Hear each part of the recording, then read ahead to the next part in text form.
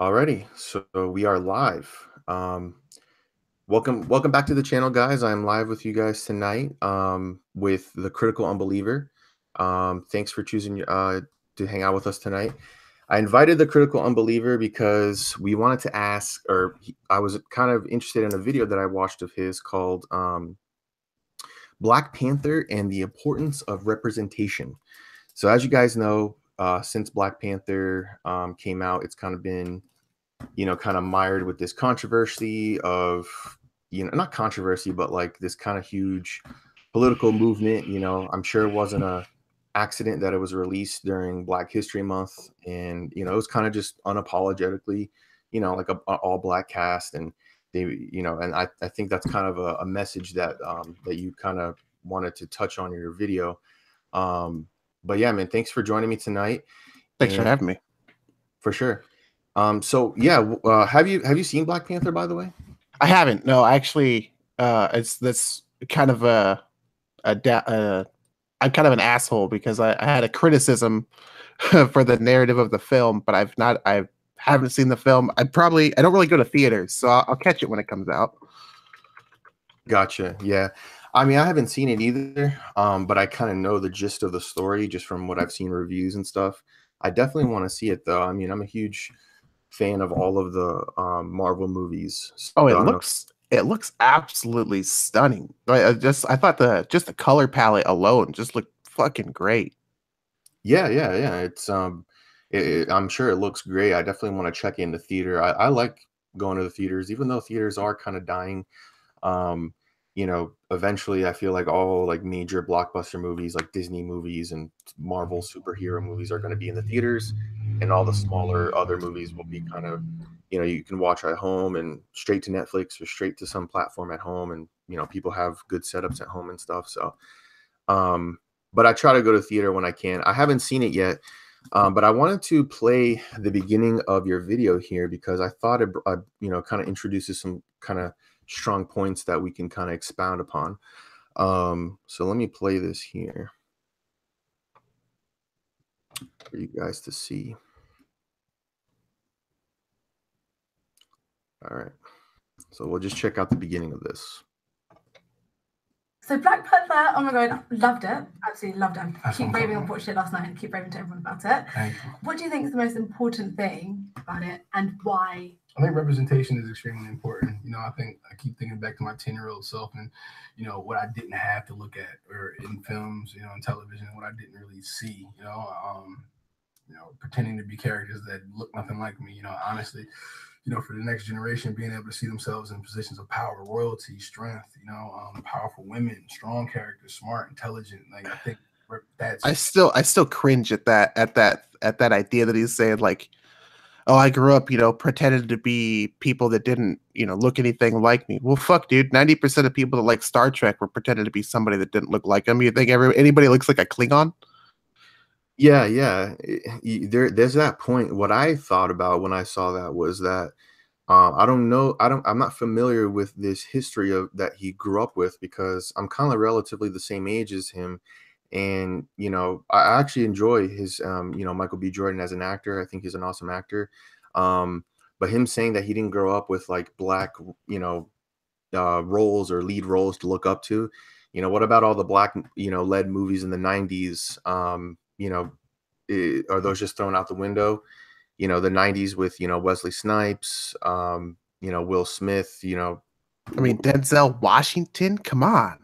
And I think it's because he kind of tunnel visioned himself into thinking I didn't play as black superheroes, right? Because there's no way a thespian like himself it can't recall the hundreds of great actors that come from different types of black communities for the last 30, 40 years. I mean, basically from the 70s up to now, black people in film are like perfectly integrated. You don't typically see like a drought where no movies come out where there's with a black lead or anything like that. And more specifically, I think, especially someone like Michael B. Jordan's age, our age, 30-ish, I could easily think back to like the 80s and 90s and like I used references in that video to talk about action heroes, people that fucking kicked ass that were black. That, I mean, those are the people I was pretending to be whenever we played like action games and stuff. But beyond that, they're the people that, without trying to wax all sentimental here, they really built the archetype for future black actors, and set the wheels in motion for guys like Michael B. Jordan to be able to come out and take, roles that aren't about being a big buff kick-ass dude as a sort of old black stereotypes were. Yeah, absolutely. Yeah, I'm sure he would be lying if he said he wasn't inspired by that. So I thought that was an interesting point. Let's finish this clip real quick. Yeah, I'll shut up. Sorry. No, you're fine. You're fine. I enjoy kind of like, interchanging during the clip. I definitely do not mind. So let's finish this. I think that's one of the important parts, and sense of identity, sense of culture, sense of like who you are and your heritage. I get to take my kid to go see a black superhero movie, and he gets to see an image of himself as the man. And when I was a kid, I got a chance to see Christopher Reeves. I got a chance to see Michael Keaton. You know what I'm saying? But I didn't get a chance to see Chadwick Boseman. Chadwick Boseman looks like me. Like, he looks like my son. So I'm not only excited for that, but then Halloween, I can't wait to see little white kids dressing up as Black Panther, man. It shows that when you see yourself and you see yourself reflected on screen, it breeds positivity. So I'm really happy about that. Kids are excited because they especially black kids, they get to see themselves and they see themselves in a different light with superpowers and potential and being leaders and fighters and everything like that. It changes the subconscious, and that's so important because that's how dreams are born. So yeah, I thought that was interesting. Why did you choose to include kind of that kind of sequence of clips there? When I guess, like, for most anti-SGWs, we can already kind of imagine that argument. As soon as the movie comes out, I'm sure most people, at least on our side of the fence, kind of figured that there was going to be people pushing that narrative.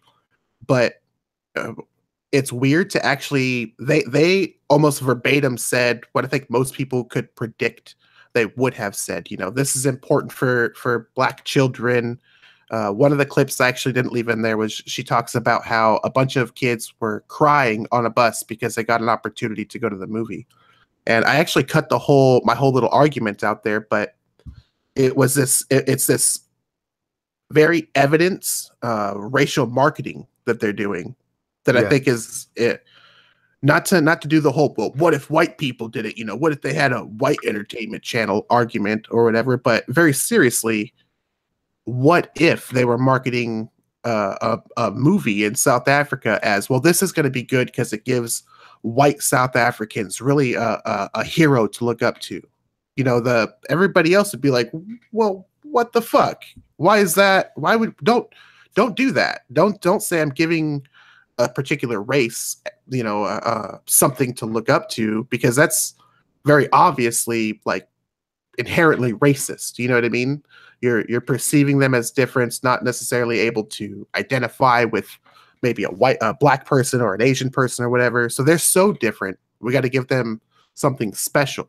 And to actually hear somebody say that, like, out loud was kind of, I was taken aback a little bit. And those were the clips that I saw that actually made me want to make the video, specifically the second one, where the guy from This Is Us is talking about, his kids seeing that. And I only found that clip because I like that show, This Is Us. And I was looking that dude up and saw him, and I was, oh my God, this dude's cucked up to some idea of black identity. Yeah, I just, that second clip that you're referencing with the guy, he's saying, finally, I can take my son to see a movie that, they look like him, or, where I look like Chadwick Boseman, when before we just had Christopher Reeve and Michael Keaton, Batman and Superman, and then there was also people, I saw this video on Twitter, where, like, the guy was kind of like strolling through the movie theater, and they have like the Black Panther standee where it has like all the actors, you know, those things they put in the movie theaters that people can stand by it, take a picture, and he's like recording on his phone, and he's like, "Oh, this is so cool. This is what white people feel like all the time. You know, this is how white people must feel like all the time. This is so cool. Oh my God, you know, I don't get this." And it's like I've never strolled through a movie theater, or like I've never want to go see a movie, or you know, in the day and age of, you know, superhero movies, the golden age I feel like we're in with all these, you know, every year they're like 3 or 4. You know, has nothing, I don't think it has everything to do with me, like with race, like with Spider-Man. Like I didn't care like what his race was, or Batman and stuff. And there have been you know, a black Spider-Man and a black Batman. You know, in the Miles Morales, dude. Miles Morales is badass. yeah, Miles Morales. And then of course you have Azrael, who took over as Batman in the comics. He hasn't been in movies, but you know, there are those things and stuff, but it doesn't mean like, oh, like a black person isn't looking at that like, oh, you know, I'm gonna follow him because he's black, right? Fucking finally. Oh my gosh. Yeah, it's like finally. You know, the same in the kind of the same thing even before this movie happened with Wonder Woman, which I saw and I wasn't even that impressed with. You know, I don't think the DC movies of the superhero DC movies have been that great. I think like they have all been pretty bad in my opinion. Even Wonder Woman, who it kind of was like pandered to, where it's like, this is the first female director and this is a female lead and this is so great for young girls to see this. Yeah, And it's still written by five white dudes. It's not a single woman in the writer's room. But yeah, it's for women now. yeah, it's kind of like this like pandering and just back patting for no reason, you know. Like I feel like that's detrimental to film, because like we should be liking movies because they're good movies, because you know they're, regardless of who's in the lead role. You know, I've talked about this ad nauseum in my videos as well. So you kind of saw this same thing with Black Panther that you saw before with Wonder Woman. And you know, I feel like that kind of, it adds this unnecessary baggage to the movie, because you know, I didn't see Black Panther, but I did, you know, see the reviews, and you know, it's definitely kind of like people are calling it like the best movie, like the best superhero movie since The Dark Knight. You know, that's kind of like the bar that people put. The Dark Knight, it's better than The Dark Knight, or just as great or whatever. And I seriously doubt it, even though I haven't seen the movie. Like I'm sure, you know, there's definitely the top, you know, superhero movies. I don't know if it's in that. Like people are, even Kevin Feige, the producer of like the Marvel movies, came out and said, like, you know, Black Panther is the best MCU movie ever. And when people go out and say things like that, it's kind of annoying, I feel, because it's like what you're just, it's obvious, it's kind of obvious you're just pandering to the movie. Like I'm sure it's great, you know, but it's just pandering. That's how I feel, you know. Well, yeah, like what is that statement even? This is the best superhero movie, we'll just say, since The Dark Knight, right? Like, yeah. Okay, what is that statement really? Personally, right, I really enjoy film, right? I'm not gonna call myself like a film nerd. Okay, I can't spit out, you know, spout every director and actor. But I know shots. I've done some moderate filmmaking in the past, and I'm interested in the process. And when I watch the Marvel superhero movies specifically, I don't see any like spectacular cinematography. I'm not wowed by, you know, like a color palette, or even like the direction sometimes seems lazy. The acting can sometimes be boring. The costumes can kind of be, you know, I felt like a good example is I felt like characters like the Black Widow, her costume is just like this. It's the same thing from the comic book, not updated. Where everybody else is like, well, we got to get rid of the spandex idea. How do we update it? So they all look like they're wearing, you know, paintball armor and motorcycle jackets. And to me, to say like this is the best Marvel movie in X amount of years isn't saying much. You know, I'm moderately entertained by these films, and I think at best all you're saying is that it's the best out of these okay kind of cookie cutter films. That, I mean, what's different about the the basis of Black Panther than Ant-Man, right? The good guy has a secret suit. The bad guy gets an identical secret suit, but with all the lethal weapons to it. He wants to take over the city or the world or the country, as every superhero movie is about, and the hero has to stop him. Okay.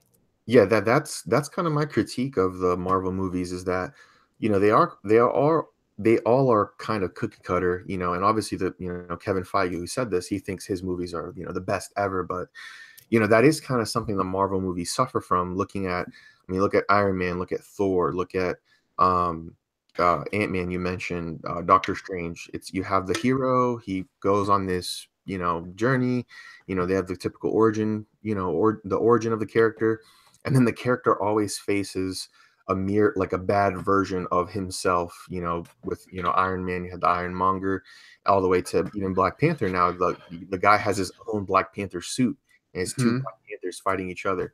So I do think that is kind of lazy how they do that, where like the villain is always, an evil version of themselves. The only time where it actually comes out pretty good out of all the movies, in my opinion, is with Loki, because he's actually, that's based in, the Norse mythology, and in the comic books, it's kind of like that brother thing, like I thought the original Thor.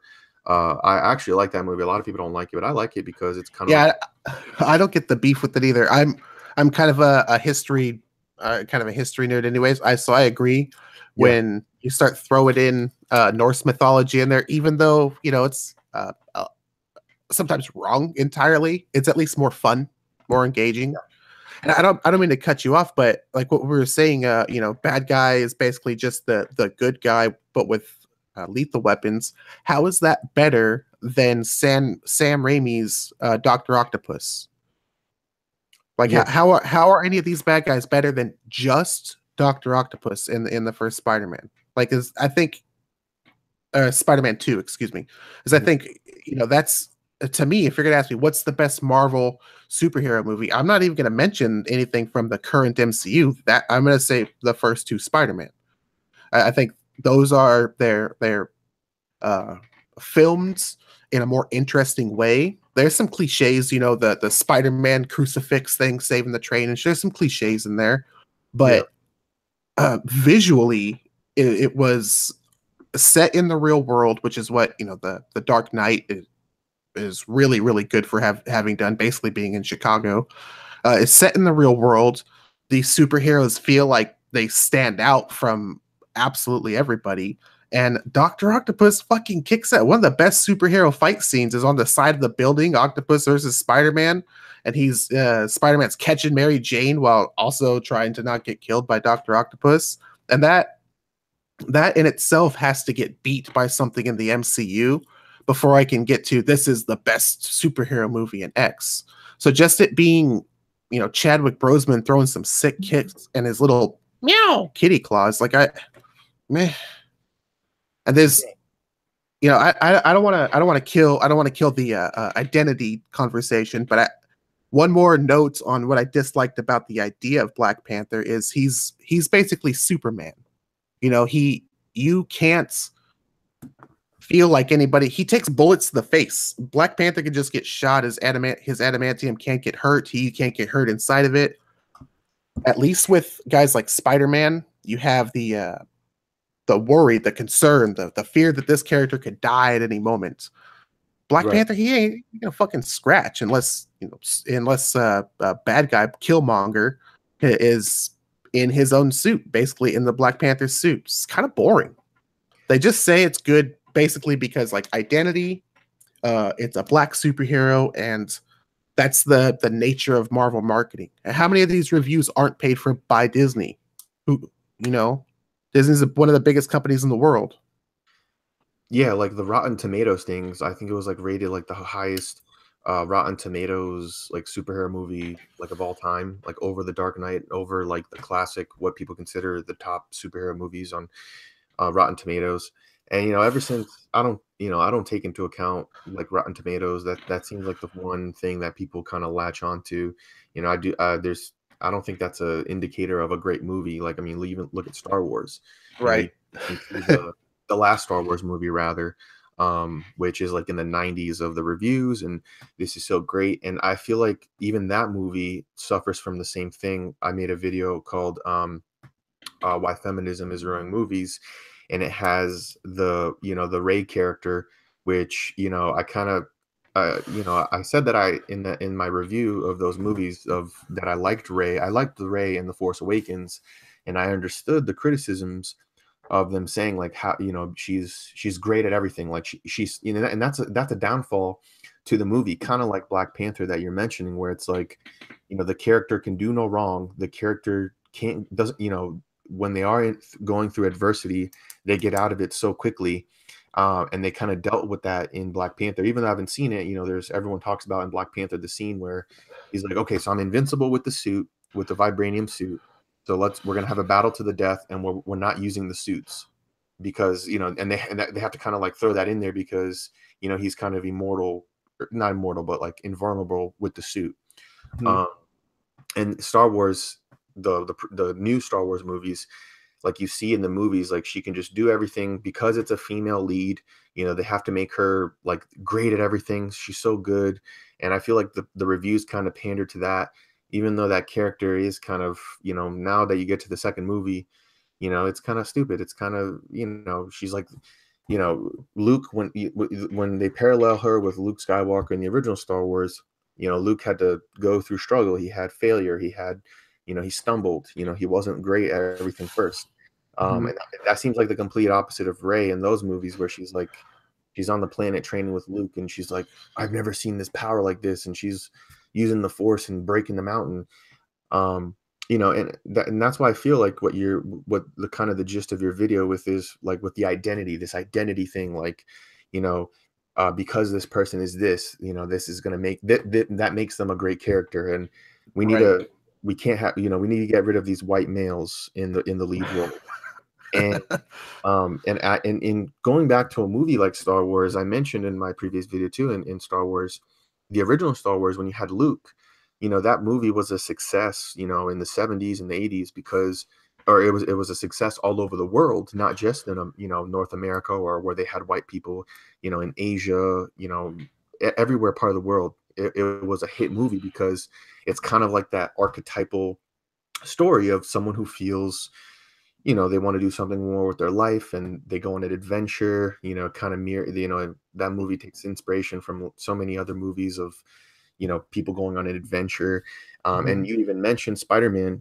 I think the reason Spider-Man or at least why I liked him growing up, and I think the Sam Raimi movies are better than, a lot of, at least the first two Sam Raimi Spider-Man movies are better than most of the MCU movies, because with Spider-Man, he's kind of like an average guy, and even in the movies, in the comic books, he's someone who has to goes through a struggle. Like, he has to fight trying to be a superhero, and he's broke. He has to work, trying to make it in the city, has to take care of his aunt.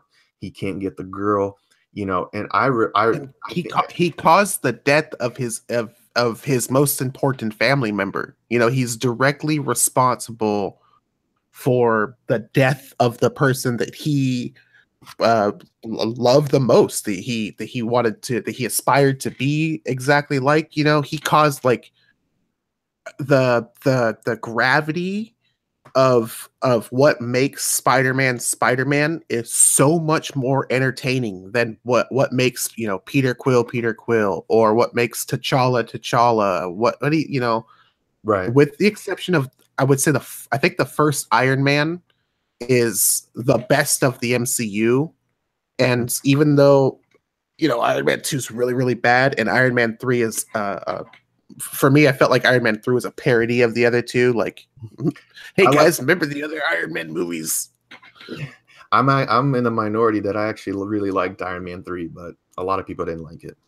I won't say I don't like it. I enjoy the film. But it's definitely 1, 3, and 2 as far as like quality of those three films. 1 being the best, 2 being the worst. But I think that you get a good storyline out of Tony Stark in those 3 films, especially by the third one, where he's like a drunk and he's got PTSD. And, that's actually a thing when we talk about like identifying and representation.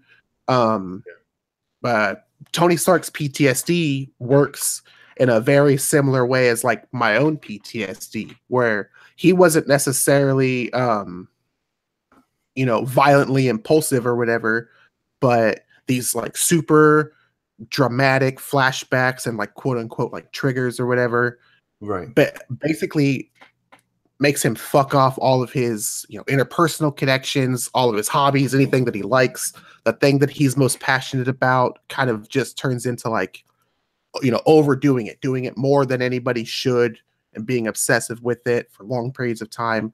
And, when that movie, I was like, dude, that's exactly how it is. Like, that's what it's like. I would like to see more of that. But when you get to say like Black Panther, it's just sort of it's a lot of cashing in on the things that I think are the weakest parts of quote unquote Black identity or Black culture, and the most common denominators. Like I said in my video, it's still cornrows, and baggy pants and dashikis. You know what I mean? Yeah. I think Derek Blackman in his video had like an Africa necklace, making fun of kind of the narrative behind it. And those style choices where I know, okay, it takes place in Africa. You can't be like, oh shit, they wear dashikis. I mean, it's in Africa, right? But the marketing of it, and there's a juxtaposition of like Wakanda and are we good? Did something happen? My screen froze here. Uh-oh. Am I gone? Uh-oh, hello?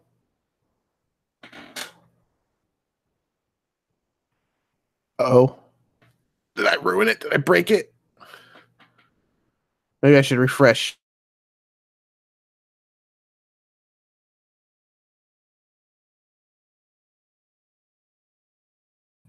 Hello?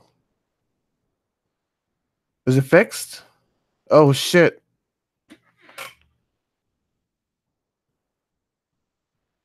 Yeah. I can't hear anything. Aha! I'm back. I think we just lost connection real quick. Okay. It's all good. All right. So yeah, I think we're back online. Let me just make sure. We cut you off at the you were talking about why what's it called?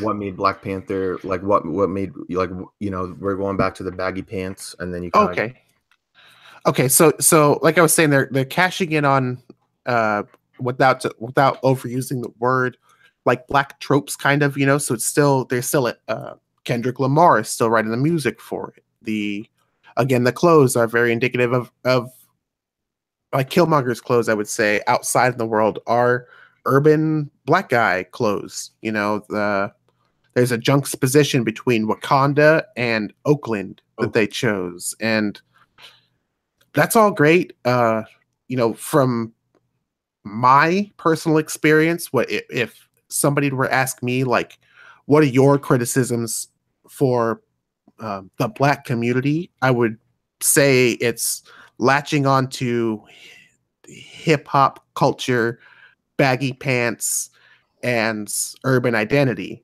right? And those are the exact things that really fuel the Black Panther, narrative. Like, again, I can't say so much about the film. I understand it works on some different socio-political issues, but its narrative and its aesthetic are, like I said in my video, really a callback to what I thought the production behind blaxploitation was. This is what the Blacks like, so let's just put it in a film. right. Yeah, it must be kind of like, because you're mixed, right? Yeah. Yeah, and I know I have other friends that are mixed Black, and they say how, hey, I maybe I like hip hop, but it doesn't mean like that's my favorite genre of music, or like they've been it's kind of this people tell, or it must be annoying, like they say how sometimes people tell them like, "Oh, you like rock music," or like, they think that's weird. And that's dumb. Like, you can enjoy any type of music you want. And that is something I took away from your video, how, they're kind of, showing like, oh yeah, it's hip hop music and this is related to like the black culture and stuff. Um, I thought that was an interesting point, that a lot of I hear from other friends of mine as well. Um, I think with Black Panther, the reason like we like all these movies and these heroes, we were mentioning Spider-Man, is exactly what you're talking about, how it's, he's responsible for this tragedy that he caused and he was directly responsible. It's kind of like this, it's like Greek mythology shit, this tragedy. Um, and Black Panther could even be even on a deeper level if it had more to do with, I think a great story, a kind of coming of age tale is like the son trying to, which I think they do kind of touch upon, but it's not really marketed in the trailers and stuff, is kind of like, you know, uh, Chadwick Boseman's character, Black Panther, he's having to take the mantle of the Black Panther and the pressure. It's kind of like the passing the torch, the family dynamic. That's why I enjoyed, the original Thor. The Thor dealt with, the father having to deal with his sons and, kind of like that father and son dynamic. Anytime that, I kind of love, that's kind of my thing, at least with, the father and son dynamic. And I think if they would have maybe, yeah, pushed more on that instead of like the black identity. But I haven't seen the movie, so I can't really judge 100%. But Yeah. that's where I think, it could have been taken to the next level. Another thing as well is that everyone seemed to have forgotten, people say like, oh, finally we have the first, black superhero in the lead role and stuff, and everyone obviously brings up Blade. Blade, it wasn't the first live action superhero movie, but it was the first Marvel one. Before that it was just Batman, Superman, and this was the first Marvel, even before the X-Men, the X-Men of the 2000s. Blade came out. I remember Blade from the Spider-Man cartoon, so I knew it was, he was a black character, of a vampire, and it had nothing to do with that he was black. Like it was just Wesley Snipes. He was like a badass, in that role. But everyone's kind of like brush over that just to have that historical, like, this is the first time we're having this. This is progress, guys. And that happens with many other things too. Like I said, with this recent Star Wars movies, they're like, oh, we need to have more female leads. It's like, what about these classic movies that had female leads? Right. Ripley from Alien, Sarah Connor from Terminator, countless others. They existed before. Now you're over here saying like, oh, we finally have this. It's like, yeah, this existed before, but you guys want to live in this, distorted reality, I guess. Or they always want to be combating progress. A little bit like excuse me, to expand on that, I'm all for like what I would call real world representation in casting. Okay, so if I'm going to film a movie that takes place in, say, capital of California, Sacramento, I would want it to have I would want it to look like these are actually people from that city, which might include some black people, might include some, Latino, Hispanic people, might include some Asian people, might include some white people. If the role doesn't call for, if it's not a movie about, if it's not like American History X, where these characters have to be white, or, a Martin Luther King film where these characters have to be black, I'm just gonna, my idea of casting would be just cast the roles, whoever is best. And if it turns out that it looks really close to real world, great. I'm all for it. If it ends up just being an all white cast and all black cast, whatever. If these guys were the best ones that showed up for audition and they earned the role, great, give it to them. But to just, this is going to sound really terrible. In my mind, I just think of this old Jew guy being like, go get me 2 blacks and a broad for this movie this week. Hey, Harvey Weinstein, get me, 2 Hebes and a bean for this film right now. Go get it done right now. And it just seems like I made this argument that I took out of my film because I thought it was, or my video, because I thought it was a little bit too much. But it seems like the old chattel slave days when you're picking out the ones that you want from up on up on the salesman rack or whatever. And I want that one because he's got a good body, and I want that one for its long legs. Like, it ends up being casting like that. I want that one because it's black. I want that one because it's a Mexican. I want that one because it's white.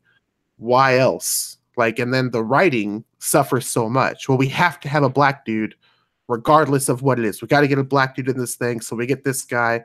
Hey, Michael B. Jordan's all right. But if you don't write a good character for Michael B. Jordan to be, he's just then a black dude being being some shitty character. And if I can't get into the role, what's there for me to identify with? So with Ray, like I talked to one of my friends recently. She was discussing how she didn't like Ray because she doesn't feel like a woman. She just feels like a character written into a film that happens to be a woman and is telling you, like, look, I'm a girl and I'm perfect, where she doesn't have any character flaws that you would expect from a normal human, let alone a woman, let alone an abandoned woman. The writing suffers so much that the characters don't have any depth and they don't explore what it means to be that thing. I don't see Chadwick Boseman exploring what it means to I don't see him exploring really black identity. I see him exploring this made up concept of Wakandan identity. I don't see Rey exploring what it means to be a Jedi even. I just see her getting to the part where she starts to explore what it means to be a Jedi, and then just being like, I'm staying in I'm staying in this spot. I'm not progressing my storyline anymore, and there's nothing, I'm not advancing any farther into exploring this concept. So she's just kind of plugged in, and they didn't write anything for her. They think, I did good because I got a woman. I did good because I got a black. Now I don't got to write anything for him. And it ends up being, I don't mean to ramble, but it ends up being boring. It ends up being uninspiring.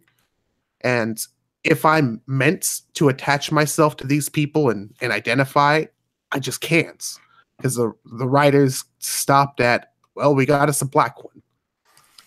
Yeah. I mean, I definitely agree with you. It is annoying. It definitely feels, I like that word you use, how it feels plugged in, because I feel like that's definitely how Rey feels in the Star Wars movies, because it just kind of seemed like Disney was like, okay, so we need to make sure we have, this female character, so we can have little girls buy the costumes, and now little girls have, someone to look up to.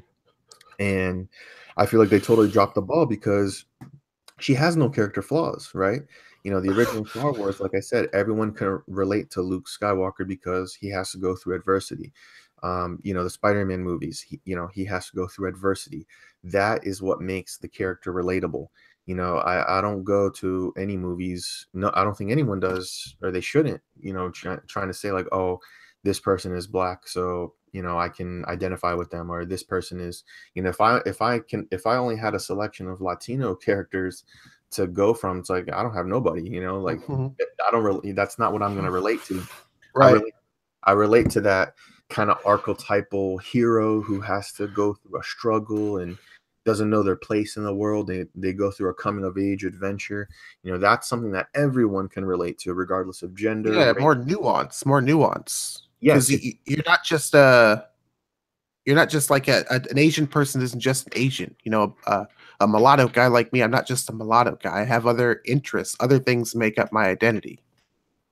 Yeah, exactly. Like, just because I'm Brazilian doesn't mean like I love soccer. Like, I don't, and yeah, people, and that's kind of what this new left wing thing and this liberal ideology, it kind of makes everyone like, it looks at race more than anything, where it's like it's judging race more than anything, because it's like, oh, if you're this nationality or this ethnicity, that means you're into this and you like this, and it's like you're prejudging people. Like, we're all individuals, no. Mhm. So yeah, it's definitely interesting. Something else that you brought up in your video that I wanted to touch upon was how you grew up being inspired by Jackie Chan, and Yeah. martial arts movies. So many people, regardless of their race, loved, martial arts movies growing up. Me personally, my dad first showed me uh Bruce Lee movies when I was a kid. He showed, like it was kind of around the time like Chuck Norris memes were going on, Mhm. and I was young. I had no idea who Chuck Norris was and stuff. And he's like, "Well, who beat Chuck Norris? Bruce Lee." And he showed me. I Ripped his think fucking chest hair out. yeah, he ripped his chest hair out. Yeah, and they have that classic scene in the Enter the Dragon, or I think it was the Way of the Dragon. Enter the Dragon is the one after that. But I've seen all his movies, and I completely fell in love with then I started looking at Jackie Chan movies. I remember Jackie Chan movies growing up, but then I kind of saw the old the Chinese movies that he made, that were specifically in Mandarin and had subtitles and stuff. I just Uh-huh. was familiar with his American movies. But you related to that character because he was badass and he was cool. Like he did all his old stunts. That was Mhm. another cool things about these movies is that people don't know that they would do like these crazy stunts. He didn't have a stunt double. Jackie Chan, like in the clip of that video you showed where he in that movie he like jumps on the pole in the mall and like slides all the way down and crashes through the lights. He got Yeah.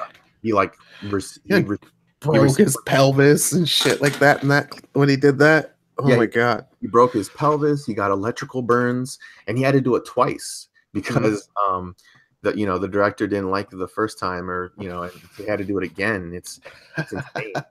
And I think that was so badass. Even the Drunken Master movies. I think it was like in the second Drunken Master movie where he's fighting the guy and he's like walking on top of hot coals and he's actually doing it. He's actually like fighting in the coals and shit. I think that was so cool. And both you and I, like, we can relate to these characters because because we can like it. Like everything, it's not just as simple as ethnicity or as race. And I think why I feel like never in no other point of time, like we're so focused on race nowadays, even so more so than maybe 10 years ago, Yeah, if I think about it, I would call it like a good 20, 25, 30-year gap of the importance of like racial identity, right? So if you think of the 1970s, I think it's really appropriate for like so let's I'm gonna harken to an old argument that I made some time ago in a video, the black university argument. So there's a number of these universities that almost exclusively have black kids. They have all black scholarships. They basically only recruit black kids. There's a few white kids here and there. It's fewer than 1%, right? Right. Even I think if you throughout all of the universities, the total number of white kids in there is still fewer than 1%, right? Mm-hmm. If you're coming up to me 1975 and you're like, hey TCU, what do you think about these black universities? My immediate thought is like, these dudes weren't allowed to come into the city 15 years ago. Let them have a fucking university. Like those kids that are in college are old enough to have been banned from literally everywhere. So fuck it, let them, right? And I guess I'd be talking about myself at that time. Um, and that's it makes total sense. Give them something. I don't really give a fuck if it steps on somebody else's foot. Literally 15 years ago, like that's a snap. There was some shitty things going on. Did he come at me in the 1980s? I mean, I had the same arguments. Maybe I'm still cool with it. 1990s. I mean, at that point, 80s and 90s, that idea is like, wait, why do people have special universities for them based on their race?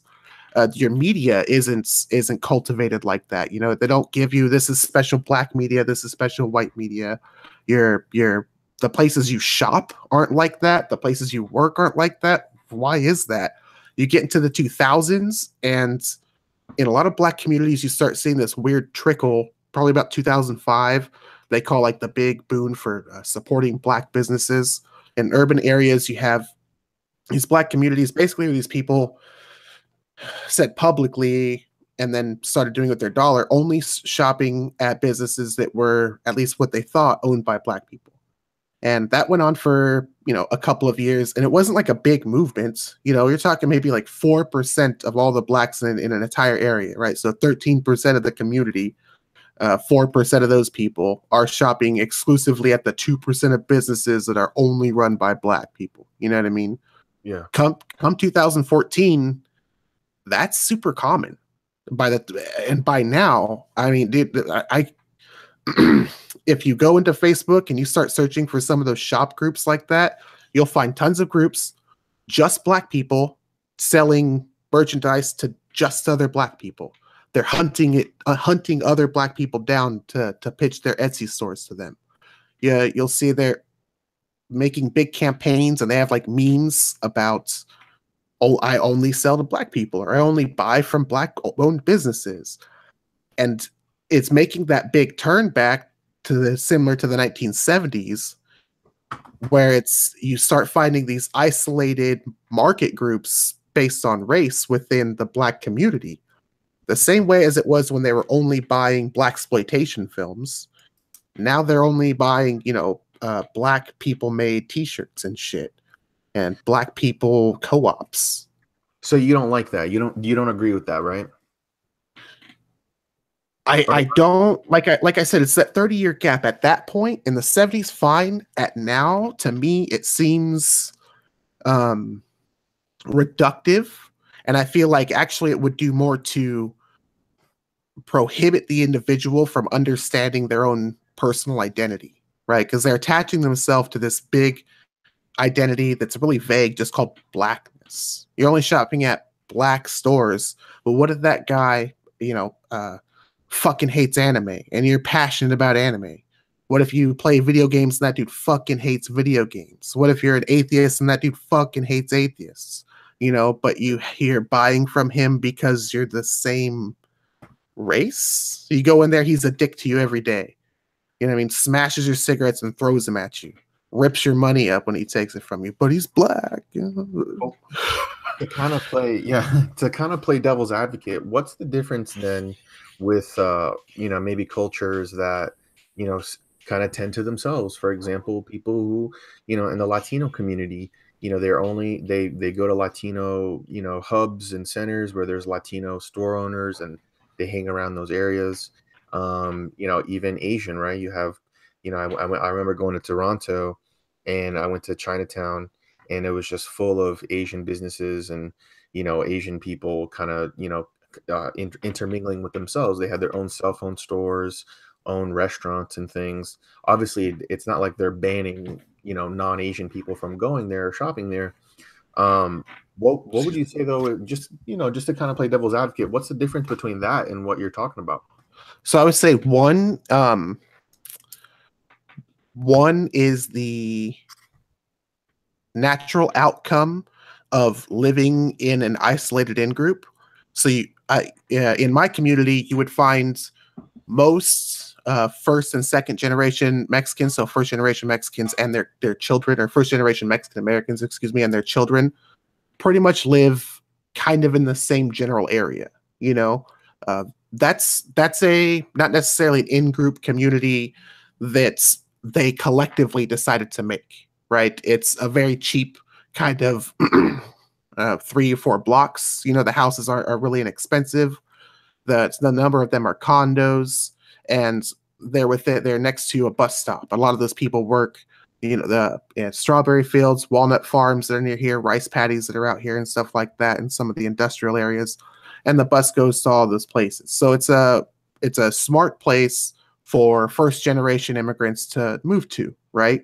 Mm-hmm. They, of course, once they get some money, they open up a store near where they live, right? Because the vast majority of these people only buy 1 or 2 cars and invest their money in something that allows them to provide for their family. So now everybody goes to work in the same car, but they also own the local Mexican bakery, right? And another one also owns the local produce store. Now, they don't collectively agree to say, well, we're only going to shop at the local Mexican produce store. Just a Mexican opens up a produce store and the other Mexicans go shop there all the time. I go get my produce from there too because he buys all of his stuff from his friends for super cheap. They grow all their own food. So Yeah. they haven't made a conscious decision to say, well, I'm only gonna buy my produce from another Mexican. I'm only gonna buy from these Mexicans because they're the people that I like. That's just a natural outcome of the in group for which they kind of formulated based on the circumstances they're all willing to live within. And in Asian communities, we have a rather long or large Hmong community. They're Laotian of the religion Hmong. They mostly, within their first 2 or 3 generations, kind of live within the same area too. They're all interconnected. When they open up an Asian food market is one that we have here. They all shop there, but again, that's the natural outcome of living in an in group with 1 or 2 common interests or common needs, but it's not something that they've collectively come to the decision to do for Asians. In contrast, these black groups are starting to say, well, I don't want to shop at the colonialists store, right? I don't want to go shop at some white supremacist 7-Eleven. So I'm only going to shop at Ray's Bodega around the corner. And so what if the Mountain Dews are 3 years old, right? He's black. And you start seeing, I know a guy, he only buys sneakers from guys on eBay that he knows are black. And I'm like, why? And he's like, because black people is the only niggas that should be buying and selling sneakers. What you know a white person gonna do to some niggas sneakers? And I'm like, that's your wait a minute. That's your mindset? Yeah. That's so it's complete. It's almost the exact opposite. Rather than it being just something that kind of happens, it's something they force, If you're only going to watch Tyler Perry movies because he's black, that's different than I only watch Korean drama because I only speak Korean. Yeah, right. Speaking of Tyler Perry, like I feel like a lot of like a lot of people in the black community don't like Tyler Perry because he's kind of like cookie cutter, like Christian feel goody movies. I never understood that, but I kind of like his movies. But, Dog, my thing with Tyler Perry is I think the media sees him as being far too generic, black person. He kind of does show like that is what most black families are like, pretty low key.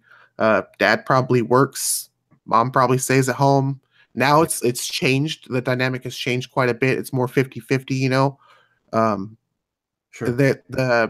The fatherlessness problem has reduced a little bit, not much recently, but you could kind of say Tyler Perry gives the very typical black family.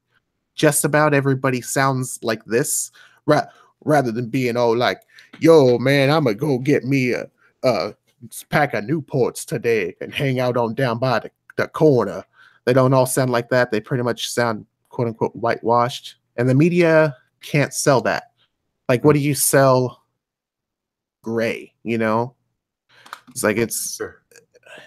I would say Tyler Perry is the blonde hair, blue eyes of black people. It's okay. That's pretty normal. That's pretty basic.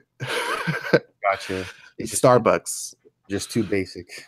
Yeah, that's actually why I don't like Black History Month, because one day there will be an entire day for kids in school dedicated to only watching like a Tyler Perry movie and writing about what made him one of the most prolific black directors in history. If we don't drop Black History Month, Tyler Perry's going to end up being a black hero in the future. And I nip that in the bud. Done. No way. Yeah, you don't like that. No way. We're going to have Wakanda Day next year for sure. But if that's not as far as it's going to go, we're eventually going to have Tyler Perry Day. We got to make it stop. Tyler Perry Day. To kind of go back on something you were touching on about the schools, what kind of the thing with me is that I kind of freaked out or kind of got worried when you see these stories of these universities where they're trying to like self-segregate, right? Where you have a committee of black students who are trying to reach out to the university or say like, we want black only dorms. We want, you know, there's events that they'll host, and it, you know, literally say like no white males allowed, or white people at all, like even white women, you know. And it's kind of like, it kind of has gone backwards when I start seeing those things. It's like it's kind of becoming this self-segregation all over again. That's when I kind of jumped back when I saw, when it you know, dealing with the what's going on with the universities and the black identity and everything. You know, and if you're in a black space and there's a white person there, then, you know, you can't say anything, you can't, you know, you can't, you know, you basically have to become like a simp, and just, you know, someone tells you to shut up, you know your place, white boy, you know, kind of thing. That's where I kind of was taken aback with, you know, with what's kind of going on now, where it's like that, you know, that's not going to have a good outcome, you know. Right. It's kind of riling up, and I want to get your opinion on this as well. Is that's kind of like riling up, you know, the alt-right and these white nationalists that are like, you know, hey, you guys want exactly what we want. We want to, you know, just focus on our own race, and, you know, you want you to focus on your own race and everything. You know, we want the same thing, right? Why do you think that has happened? Or like, what's your opinion on that? Well, so these comes back to the idea of like the validity to the opinion of racial identity, right? So if you give validity to an opinion, that allows it to be used by both the people you like and the people you don't like. So let's say if in my video about representation in media, I start talking about how I too needed to see guys like Wesley Snipes kick ass. Otherwise, I wouldn't have thought that black people can be in action films.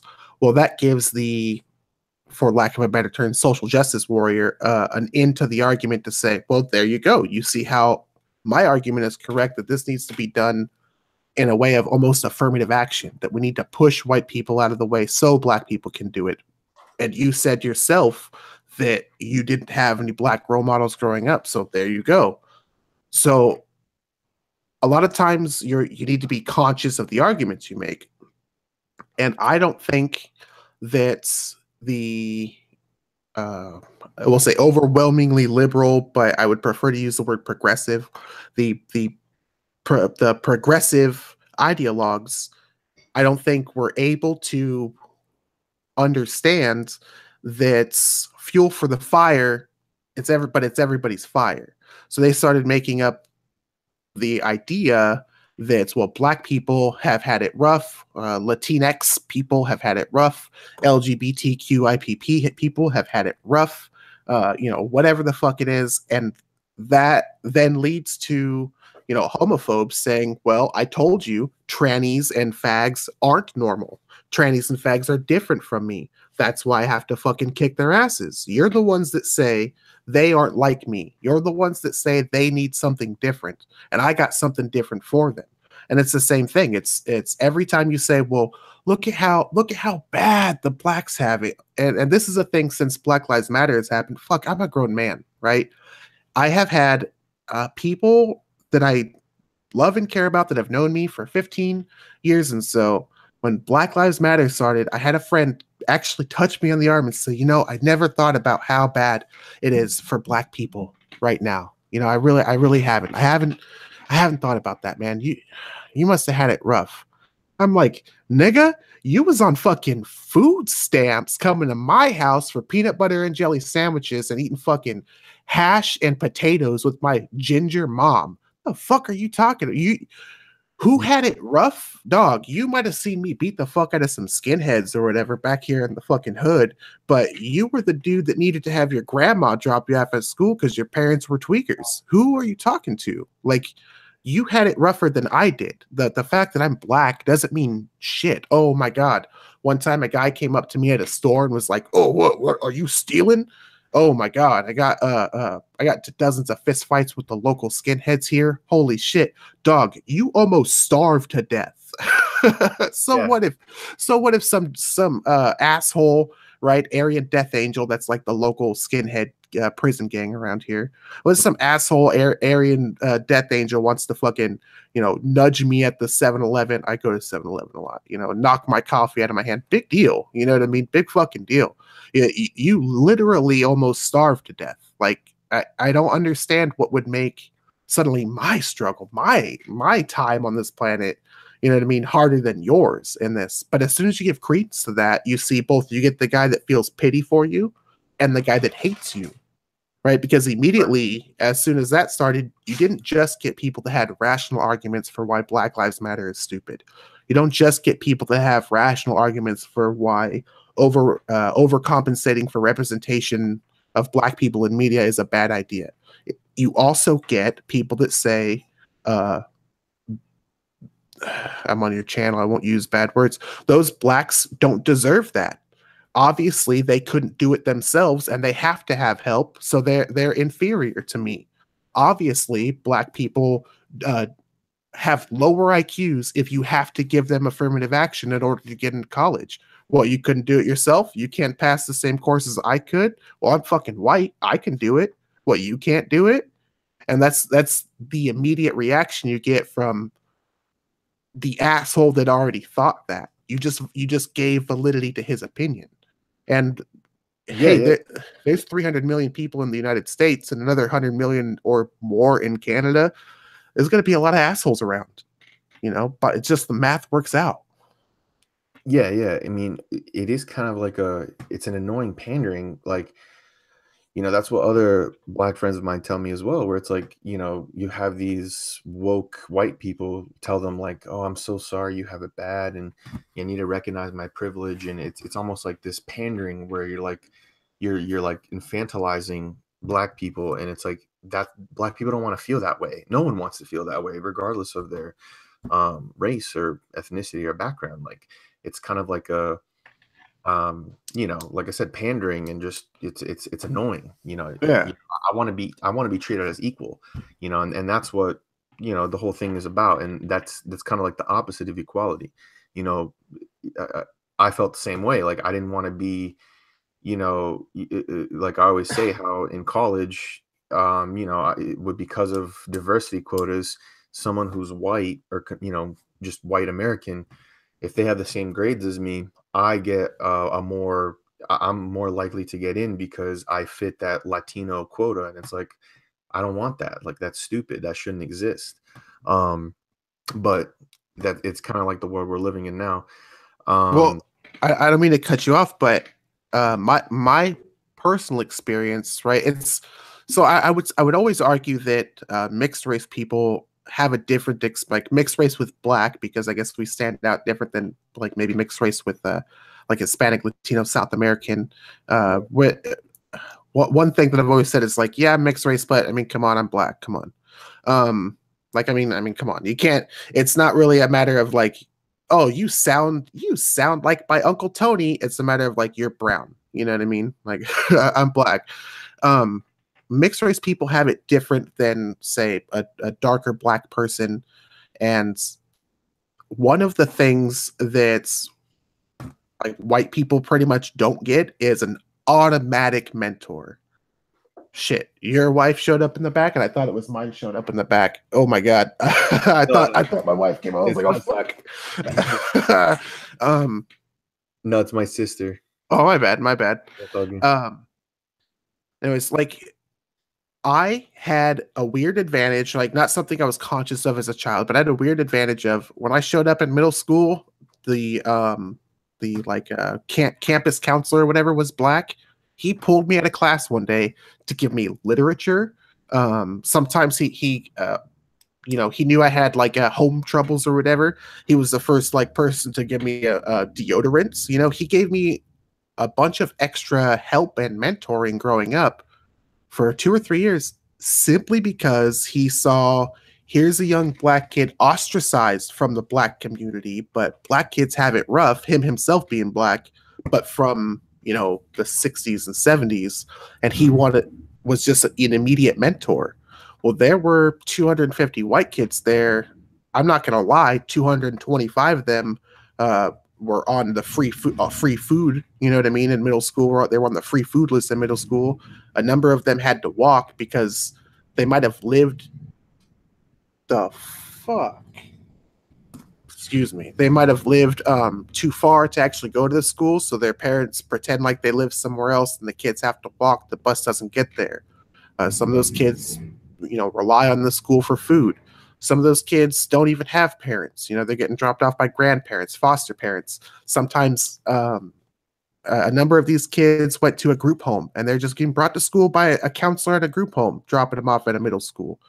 But none of them had an opportunity to have somebody give them, college level literature in the 6th and 7th grade and sit down and articulate what it means, like what these passages mean in this book. What's this about? This concept, He gave me opportunities to see films and such that none of these other kids had an opportunity to. And especially in my small podunk town, those kids fucking needed it. And I promise you, when the dynamic gets to you're an ultra minority, when you're not just a minority, but you're a mixed race kid or a gay kid or whatever it is, when you get to that ultra minority, you are almost immediately have, just from your community, more outreach than anybody you'll ever meet. There are more people willing to help you than anybody else. And especially when it comes to white kids, they're fucked.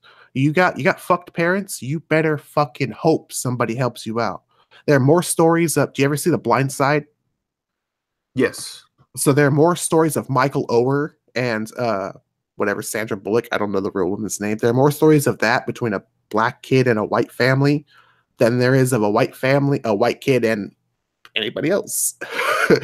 White kids don't get shit for help when they're down nowhere. Middle class white kids get a lot of help from other middle class families. Upper class families get a lot of help from other upper class families. But the advantages you get as a minority and as an ultra minority like myself, the other kids they'd be fucking so excited to get any little bit of what some of us get, just because people perceived us, even in 2000, as like this person says, as like a pity, like they, oh man, darn. Well, I saw Do the Right Thing. I like Spike Lee, so all right. Yeah. I'll give you this book, young man. I'll pay your lunch today, young man. Sure. Shit, dog. Wow, I got a backyard. You live in a tent. What the fuck? Yeah. And I would say too, the experience of someone who is mixed, you kind of, you kind of live in two different worlds too, where it's like, you have also colorism in the Black community as well, where it's like, I was going to show you the video of, the actress from Black Panther. One of the actresses, I think it was Black Panther's sister. I don't know her name. But she was a light-skinned Black woman, and she publicly came out and said that she walked away from the auditioning process because she wanted to give opportunity to darker-skinned Black women, right? And that kind of backfired on her. A lot of the people online on Twitter and stuff were like, keep that to yourself. Like, what are you trying to say? What are you trying to do? Because she kind of wanted to like virtue signal, like, hey guys, look, I'm so great. I'm giving the opportunity to the darker skinned Black people. And that kind of is like, you kind of see this infighting too, in colorism, whether someone's mixed or they just happen to be, light skinned Black, but, you kind of see the infighting between the darker skinned Black people as well. I'm sure you have, your own experiences to speak from that, or, so. Yeah. Okay. So I would say black community partitions into Black people and then mixed race people. There's this like underlining joke of like light skinned niggas or whatever, but that actually isn't the distinction. That's kind of an in-group joke between Black people. So mixed race people like me, there's definitely inherent things about Black people and the way they talk or carry themselves that happens from living in a group of all Black people. right? In my video, I touched on it. I showed a few slides of it about what happens to children within about 3 or 4 months as far as like in-group recognition by race, right? So a little black baby will be more comfortable around another black person after 4 or 5 months if their first 3 months has been spent solely around their black family. Okay, if they've never seen a white person before, it will be weird to give your black baby to a white nanny. But over a period of time, not very long, month or so, that inherent unconscious bias, right, goes away. Now, for mixed race people like myself, and it's in most cases it's of a white mom, because where the white women at. The most in most cases we would grow up in what you would call like the white nuclear family or the white family. Okay, so especially in my case, I mean, we live in a town settled by people from the Dust Bowl, right? The streets are all named after cities in Oklahoma. It's a farming community, right? So it's a not just a rural community, but you could say it's an archetypal white rural community. Okay, there are very few black people here. When black people moved here, it was because they came from the city and there was new, bigger houses to move into, and they were kind of rich, right? So Yeah. there was a small contingent of black people, maybe like 20, right? Black kids at my school. They didn't like me because my base experience had nothing to do with theirs. They lived in the same neighborhood, all played ball in the same area, whatever, rode the same type of bikes, watched the same cartoons. I lived in a trailer park-ish area where we all had like, 4 or 5 acres. I didn't watch cartoons for a long time. I went to a private Catholic school for a couple of years. And then I was homeschooled after that. I worked on a farm until I was like 10 or 11. So by the time I was integrated into these communities, I was different. Just different. You would say like whitewashed, right? Hadn't heard hip hop. I'd only heard Brooks and Dunn.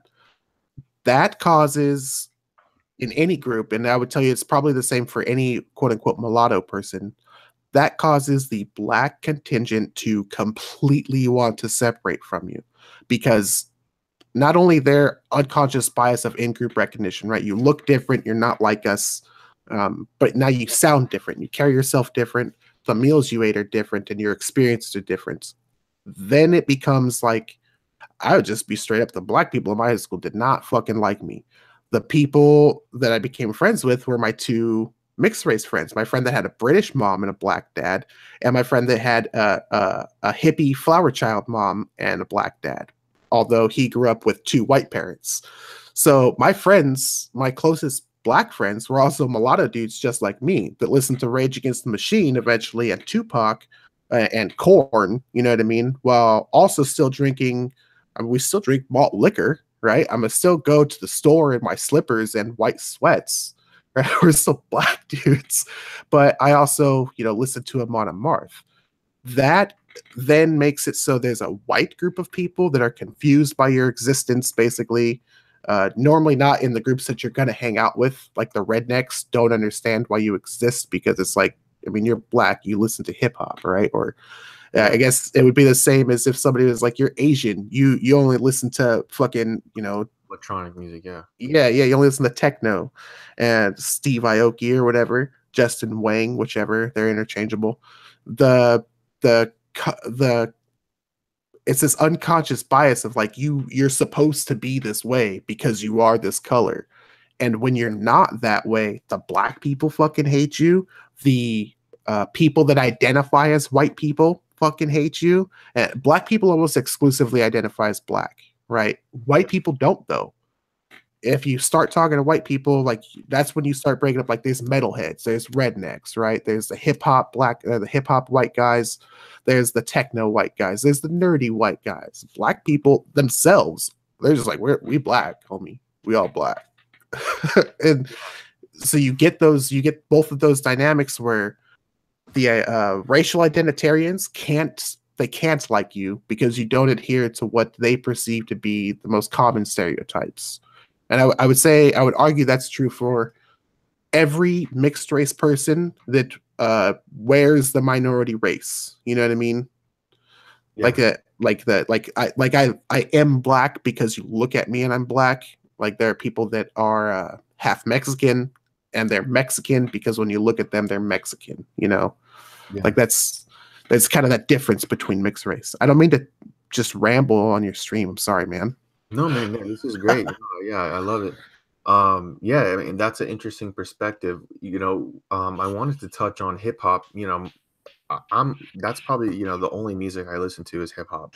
My whole channel, Revenge of the Dreamer is inspired from a J. Cole mixtape. A lot of people don't know. Yeah, A lot of yeah. people a lot of people think because I talk about politics and stuff, it has to do with like the dreamers of the like the illegals trying to stay in the country. Has nothing to do with that. uh but I love hip hop music, is not the kind of, I made a video about this before, but kind of not the what's mainstream nowadays, with kind of like the ringtone rappers and the Lil Pump and Lil Peeps, Lil Skeeters, whatever, they're Lil something. Rest in peace, Lil Peep. Gotta say that. I just gotta say that. Yeah.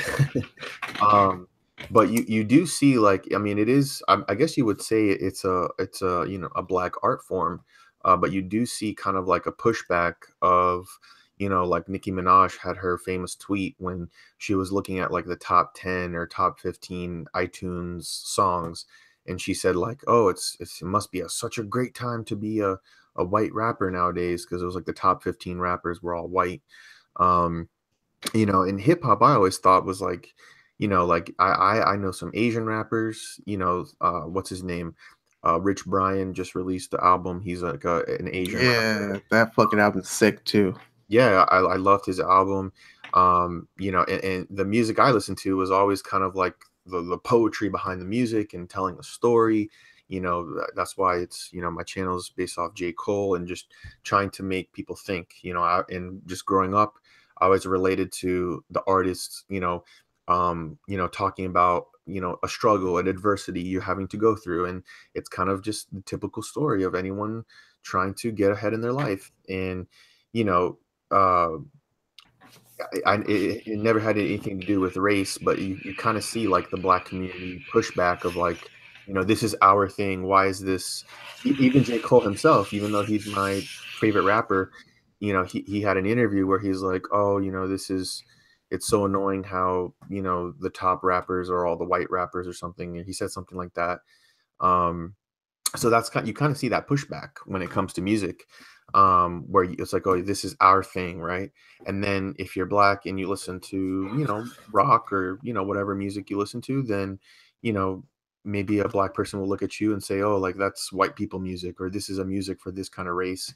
When I never saw it that way. I mean, Jimi Hendrix back in the day was one of the greatest of all time. Mhm. He just happened to be good. Like, who cares if he was black or not? Mhm. So yeah, I think that was just an interesting point. I have a question then. So, Sure. when you think hip hop, rap music, so I did a video actually on, it was just actually solely on R&B because of an old R&B artist. This is like back in, I don't know, maybe December, November or something. She mentioned on some talk show that she thought white people were taking over R&B, right? And I went and looked at the charts for the last couple of years, and the top 20 people, almost exclusively black, maybe 5 out of 20, were white. Mhm. And they were peppered in somewhere past 5. Just the top 5 even were black artists. And Sure. on solely the R&B, Billboard charts, there were some artists I'd never heard of before that when I went to the YouTube channel had like 3 and 4 million views on some of these songs. And I had never heard of these people. And I felt like there was some disconnect from what people were seeing and what was true in the market. Do you yourself think that perhaps some of the influence or some of the ideas coming out of it is that people don't actually review the sales numbers and they just see, Adele or Justin Timberlake on TV and just perceive that those people are outselling, the other artists? Yeah, I mean, maybe it's just the perception of what's mainstream, right? You know, like you know, you have Adele who and I know you mentioned Adele where she won a Grammy or something, or won some award, and was like, I don't deserve this. I need to give this to Beyonce. And you know, and that's something I don't understand. I don't understand this reverence for Beyonce, like how No, in the Black no. community it's so annoying, you know. As far as, I don't know if it has to do with sales, it might seem like just a perception of what is mainstream, what isn't, you know. You know, when you look at I mean, R&B, I don't even know if Justin Timberlake is that much R&B. I mean, I think he's more like pop. I don't know why she said that. I don't agree. R&B, I mean, you look at iTunes, it's definitely, you know, mostly black. But it is true with hip hop, it seems like more than ever there is kind of like the white rapper thing. Mhm. You know, and you see someone who like a Post Malone, which I've talked about as well, who I saw that video. I like that video. oh yeah, yeah, yeah, yeah. Specifically with Post Malone, you know, he's white, and he gets so much hate. He gets so much criticism. He's like a culture vulture that people call him. That he's exploiting black culture because he's a rapper and he has cornrows and looks and has this, you know, a stereotypical, you know, rapper look. I always found that interesting as well. Um, what do you think about that? You know, I had a big whole long argument that I thought really made sense, but somebody, without even addressing me, kind of made a good counter argument that I hadn't actually thought of. So initially, I would have said that this is all part of like cultural exchange, right? Yeah, sure, hip hop is primarily a black medium, but you know, so is punk rock and death metal. Punk rock, right, in the sense of like, say, a band like Bad Brains, nobody looked at them. Some people did, right? But the mainstream didn't look at them and say, but those guys are black and they're doing hardcore punk rock. What the fuck? And nobody really said that about white people in rap for a very long time. Nobody really cared that there were these white people. There were some standout caricatures, you know, Vanilla Ice, I guess, you know, really stands out. And for Yeah. some people, I've heard this. I'm not going to make the claim myself, but some people have even made the claim like Weird Al's adventures into like, you know, rhythmic songs in that sense of like hip hop and R&B and his Michael Jackson rebuffs, that he's dabbled in, you know, a black medium of sort. And initially, I would have made that argument that, yeah, it's just part of cultural exchange. But somebody mentioned that, again, this wasn't directly to me, that these art forms, no art form is tied to any particular race, because art is a mixture of inspirations, right? So a filmmaker is going to make a movie. He's not, okay, yeah, let's say George Lucas copies, what's that movie, Hidden Fortress? Is that the movie that he the Akira Kurosawa movie that he Yeah, he drew inspiration from many movies, yeah, including the Hidden Fortress, the and include Japanese the one. Hidden Fortress.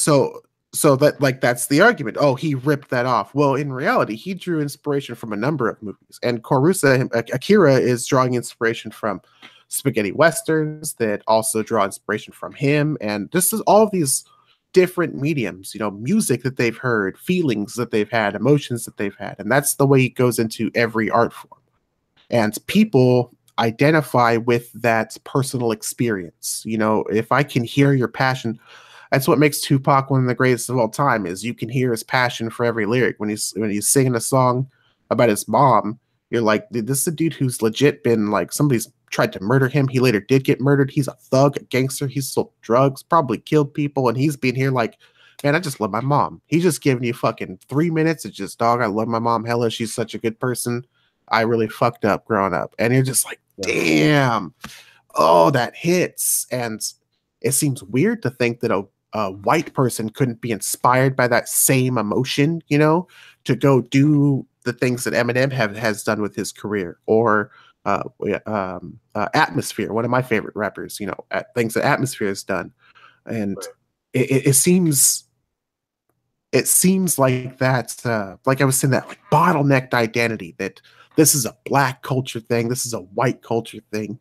That actually means that there's kids that aren't going to pick up the mic. You know, I promise you, there are black kids that haven't started their death metal band or their grindcore band because that's a white people music, and they don't want their Medea to get pissed off at them for being into, you know what I mean, Slayer. They don't want their nana to get pissed off at them for being into Lamb of God, because I know that there are white kids that had that same issue, that they couldn't get into rap because they didn't want their friends to be like, what are you, some kind of wigger? Like, no, dude, I'm just trying Right. to rap. I just want to rap. And they're like, well, you're just trying to be black.